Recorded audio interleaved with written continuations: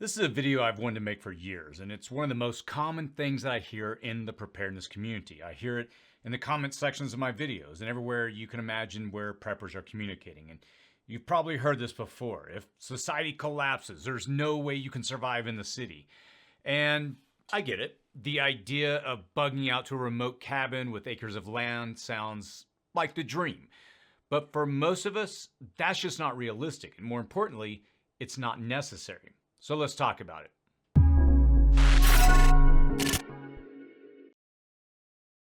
If you're new to this channel, my name is Chris, and on this channel we discuss emergency preparedness, aka prepping. In this video, I want to challenge the idea that you need to own a big piece of rural property to prepare effectively. Let me just start off by sharing a personal story. In the summer of 2003, as I've shared before on this channel, I was living in Kabul, Afghanistan. I did NGO work in Kabul. We had a team of physicians and other individuals, and we served at Kabul University to provide medical and educational relief at the university. I taught English and I assisted in the classrooms there in the university. And the country was still reeling from decades of war. There was no infrastructure or functioning municipalities. There was no running water, no electricity from the grid, or a functioning sewage system, other than the raw sewage that was dumped out onto the streets. But there was security. At that time, various countries were rotating in and out of the country to help stabilize it, called ISAF, or International Security Assistance Force. When I was there in 2003, I believe Germany, was serving in that position, patrolling the streets in Kabul. And living there was about as close to a real-life collapse scenario as you can get. And within the preparedness community, we often use terms like shtf or collapse. And yeah, I was able to a degree, live in a type of environment where this had happened. Yet people still found a way to live, not only in the countryside, but also in the cities, specifically where I lived in Kabul. While I was there, there were over 3 million people living in Kabul. And surprisingly, people still thrived and found a way to make it happen. Markets were open, children were going to school, families, they had to adapt. They grew food where they could, they bartered, they worked together, they survived. And yes, it was hard. But one thing became very clear to me. Urban survival is not only possible, it's happening every single day around the world. And I'm not saying people in the country can't survive. Of course they can. This is not about pitting one group against another, which I often see happening within this community. But instead, it's about recognizing that survival is not about your zip code. It's about your mindset and how you prepare. About 6 years ago, I sat down with Jeff Kirkham, a retired Green Beret who spent several decades serving in the Special Forces. And he served in both Afghanistan and Iraq, and he knows a thing or two about living in austere environments.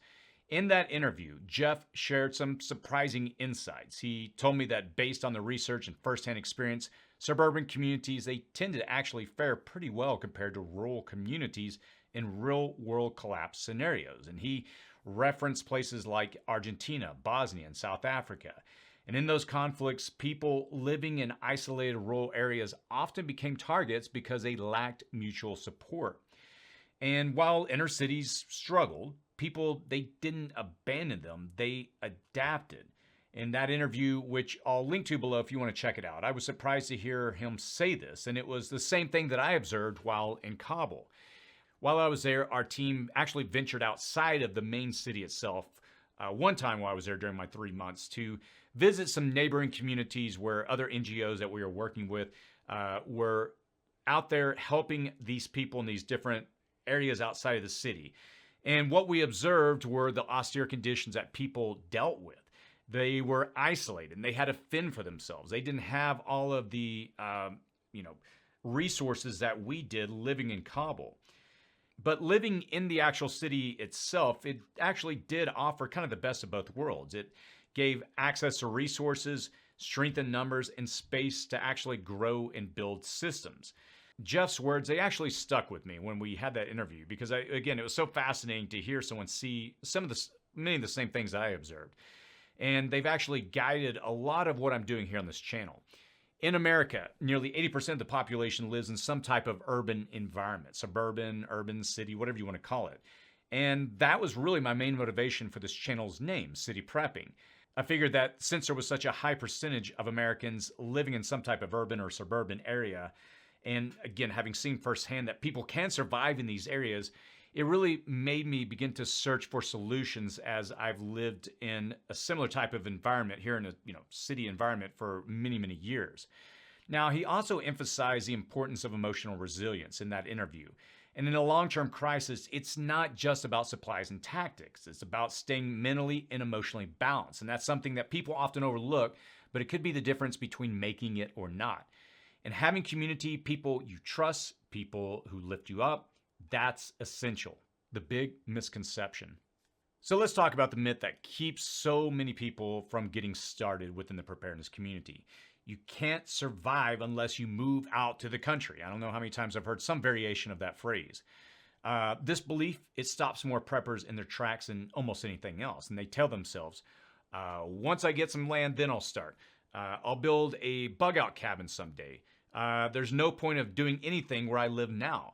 But the reality is most people never get that land that they dream of. Life happens. The dream stays a dream.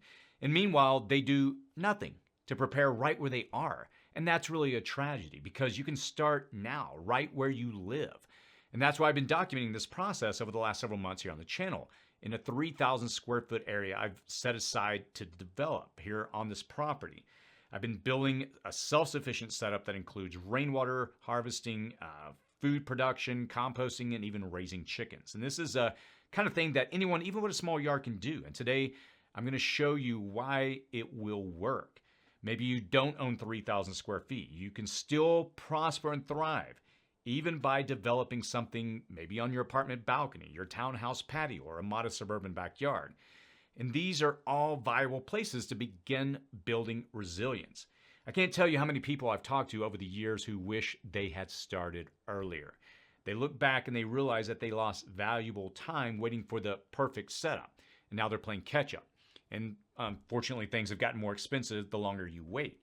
But the truth is, it's not about the space you have. It's about how you use it. 5 reasons urban suburban prepping works. So let's break this down. Here are the 5 reasons why prepping in a suburban setting is not only possible, it might be the smartest way to prepare. The first is proximity to resources. In collapse scenarios, cities and suburbs, they often retain critical infrastructure, whether that's hospitals, hardware stores, distribution centers, even abandoned buildings can become resource hubs. But here's a reality. One of the things I learned when taking CERT, C-E-R-T, Community Emergency Response Team, if you haven't checked it, I would encourage you to do so. One of the things I learned while taking a course is that large city centers are going to get the most attention during the recovery phase after a major disaster because it's just a numbers game. By providing help to large population areas, help conserve the most significant number of people. I live in an area that's outside of I live outside of LA. LA is about 40 minutes or so away from me. And one of the things they brought up in the CERT training is those big cities, San Diego down south, LA to the northeast of us, they're going to get all the initial resources. Where we're at out here, we're about 30 minutes outside of those areas. We're going to be secondary. And so that was one of the things that was brought up in the training is that they'll get to us, but you still have to prepare. You still have to make, get your, I'm looking at some water containers here on the floor. You have to get your water container set up. You got to get food. It will come. But again, one of the reasons why I still prepare, even though I know resources may come, is that I don't want to stand in line if I'm out there in the middle of the summer with everyone else trying to get a bottle of water. And that's assuming that help does come. But again, it's the large city centers that will usually get the first attention. And this is something I observed in Kabul as external resources flowed there first. In Kabul, Jeff and we both saw how people, they repurposed whatever was around them. When you live near other people, you have access to more tools, knowledge, and supplies. And let's not forget one of the most valuable resources, which is people. The right group of neighbors or friends can be the difference between surviving and thriving. Skill sets multiply, bartering becomes possible, medical help is within reach. And these are the things that become exponentially harder when you're isolated. All right, let's talk about the second point. You can grow more than you think. Look, you don't need acres to grow food. I'm growing fruit trees, veggies in buckets, and running a compost system on a 3,000 square foot yard. With raised beds, vertical gardening, and smart design, you can produce a surprising amount of food in a small space. Look at what urban gardeners are doing in cities like Detroit and Los Angeles. There's rooftop gardens, parking lot farms, and people are growing food on patios and windowsills. It's amazing what becomes possible when you start seeing your environment as an opportunity instead of a limitation.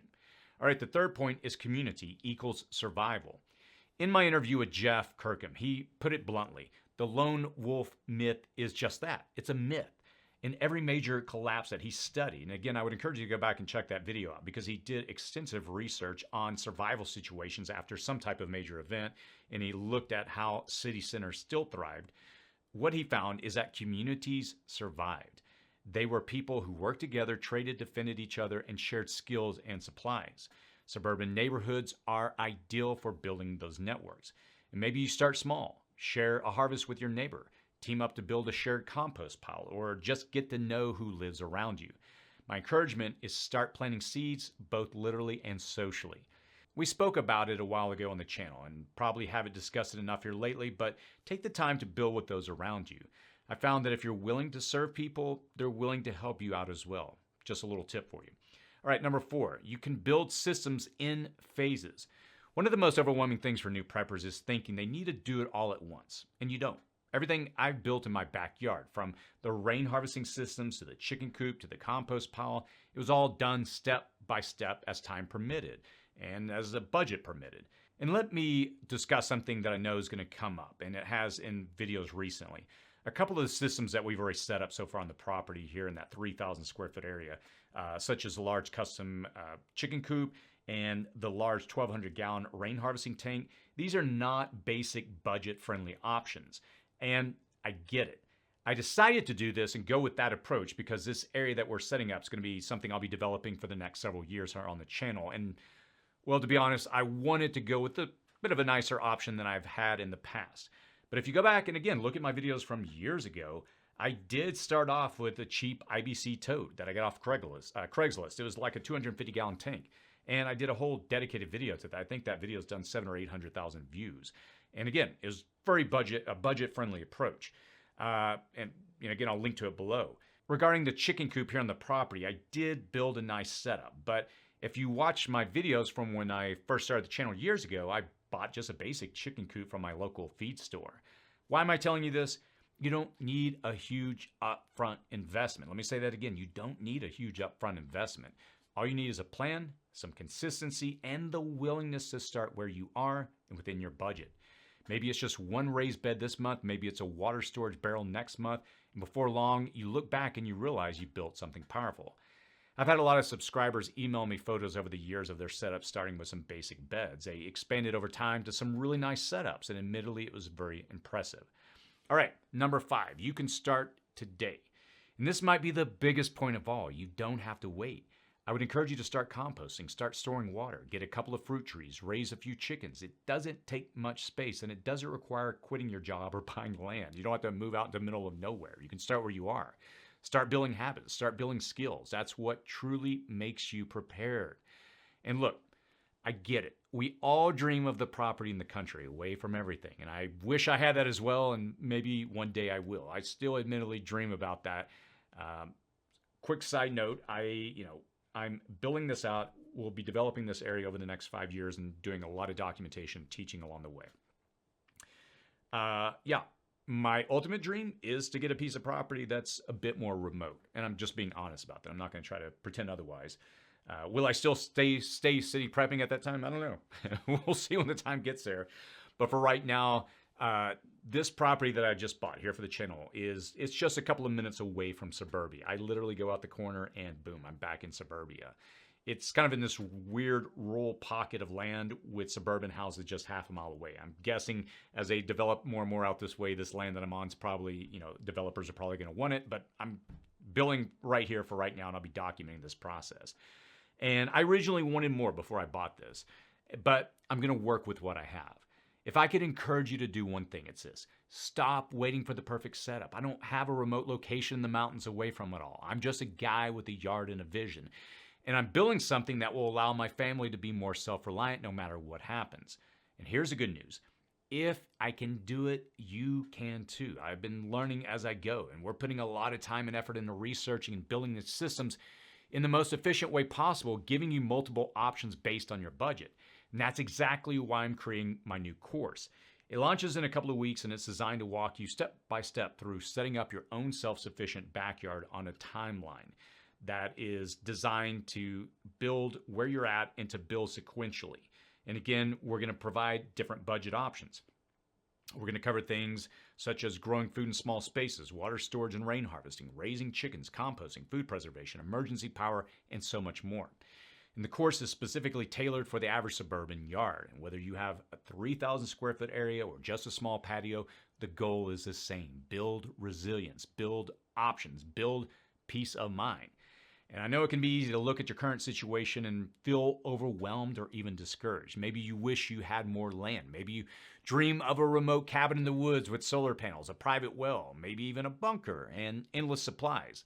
Honestly, as I said a second ago, so do I. But most of us, we're not there yet. And maybe I never will be. But the good news is that doesn't mean that we're stuck. We already have something valuable.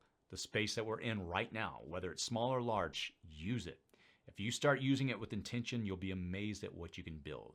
It's not about perfection, it's about progress. Every bucket you fill with soil, every gallon of water you store, every seed that you plant, that's momentum. That's you taking control of your future.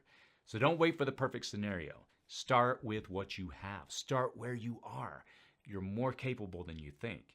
And I would encourage you, if you're not subscribed, please do so, because over the next several weeks, over the next several videos, I'll be showing even more of the systems I'm building to hopefully encourage you on your own journey.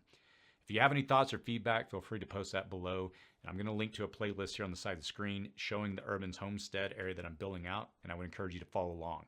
As always, stay safe out there.